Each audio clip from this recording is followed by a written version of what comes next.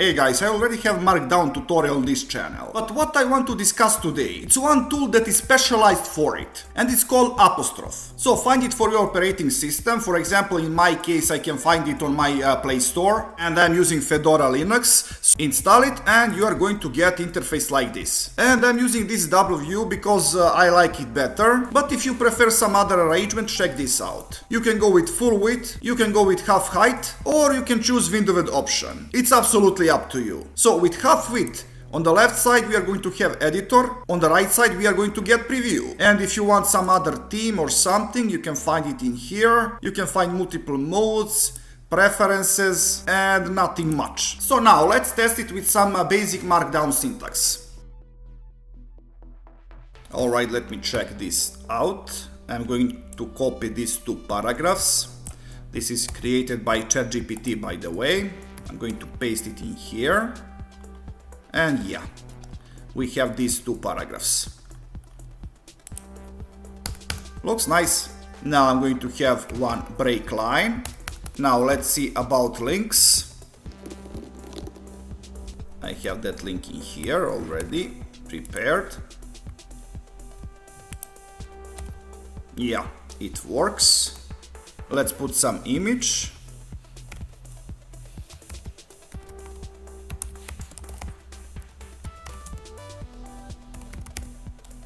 My channel logo. Let me see what is the name of that logo.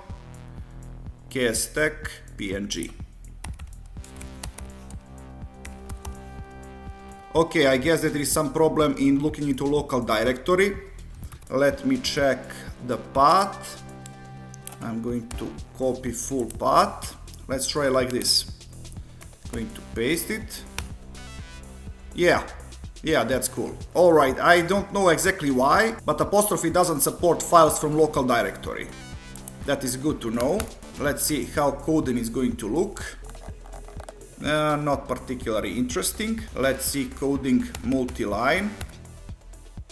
This is Python code. Okay, this doesn't look right. It is probably because the apostrophe. I use apostrophe in here. It might be something else. Maybe uses this other symbol. Yeah, that's it. It doesn't use apostrophes. You have to use that symbol on your keyboard, left from number 1. And I'm going to change it in here too. Yeah, now it looks much better. Now let's see about block of text. Okay, that's right. That looks cool. How about ordered list? And how about unordered sublist? Yeah, that's quite nice. And finally, let's make some table. I want to see how that is going to look. Let's see.